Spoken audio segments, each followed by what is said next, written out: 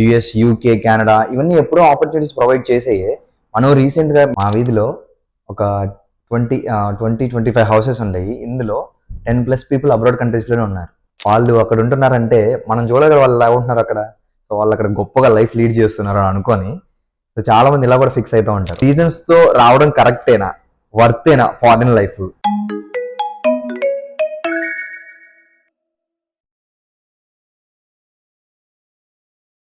Hi guys, welcome back to Canada కుర్రాళ్ళు. So ఈరోజు topic ఇది చాలా ఇంట్రెస్టింగ్ ఉంటుంది.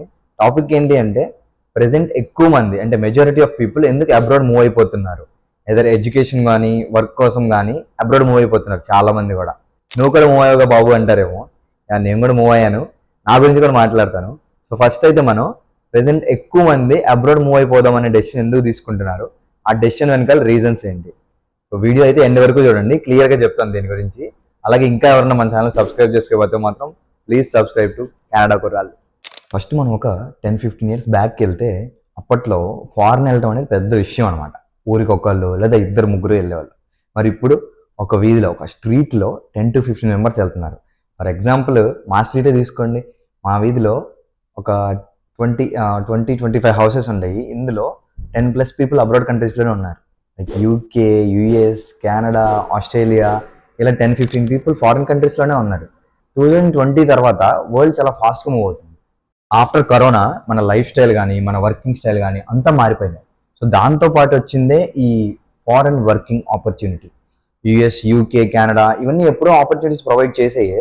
మనం రీసెంట్గా జర్మనీ, ఫిన్లాండ్ ఇలాంటి చిన్న చిన్న దేశాలు కూడా వీసా ఆపర్చునిటీస్ ఇస్తున్నాయి. అయితే దేనికైనా రీజన్స్ ఉంటాయి. సో అలాగే ఈ అబ్రాడ్ మూవ్ అయిపోవడానికి దాని వెనకాల కారణాలు ఏంటో చూద్దాం.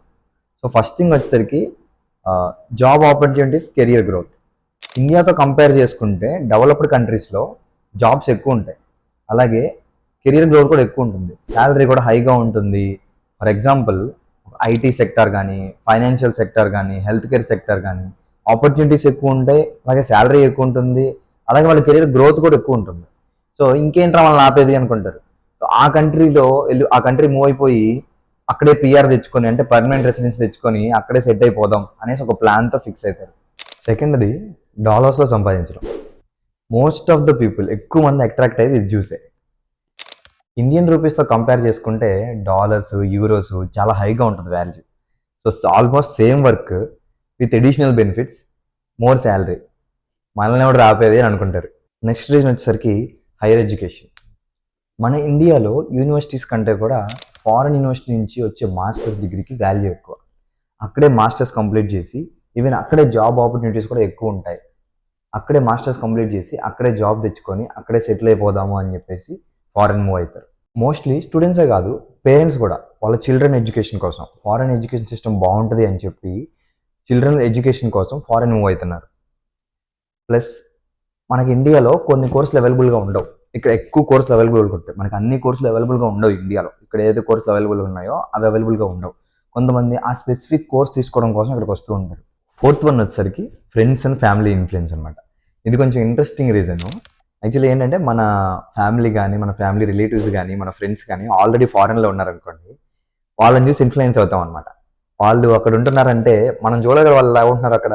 సో వాళ్ళు అక్కడ గొప్పగా లైఫ్ లీడ్ చేస్తున్నారు అని అనుకొని సో చాలా మంది ఇలా కూడా ఫిక్స్ అవుతూ ఉంటారు, ఫారెన్ వెళ్ళిపోవాలి వీళ్ళలాగా మనం కూడా అని చెప్పి.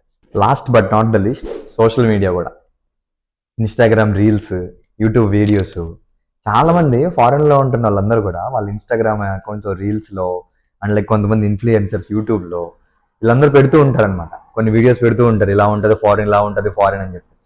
సో వీళ్ళందరూ అవి చూసి మన వాళ్ళు చాలా మంది ఇన్ఫ్లుయెన్స్ అవుతారు. ఓకే మనం కూడా వెళ్ళాలి ఫారెన్లో, ఫారెన్ చాలా బాగుంది అని చెప్పేసి మొదలు.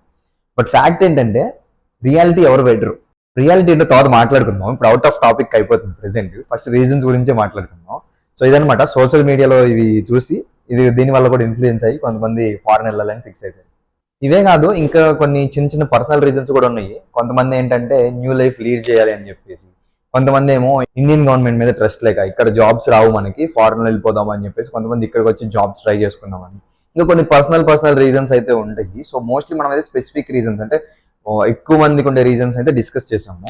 ఇప్పుడు నేను ఇక్కడికి రావడానికి గల రీజన్ ఏంటో చూద్దాము. మోస్ట్లీ ఇక్కడ పైన చెప్పిన రీజన్సే అనమాట. డాలర్లో సంపాదించడం ఒకటి, ఇండియాలో జాబ్ లేదు ఇక్కడికి వచ్చి నాకు జాబ్ వస్తుందని ఒకటి, మళ్ళీ ఎడ్యుకేషన్ స్టార్ట్ చేసి మళ్ళీ జాబ్ కొడదాం అనేసి ఇలా డిఫరెంట్ రీజన్స్ తో వచ్చాను. మొత్తానికి ఇవన్నమాట రీజన్స్. సో వీళ్ళు ఈ రీజన్స్ తో రావడం కరెక్టేనా, వర్తేనా ఫారెన్ లైఫ్?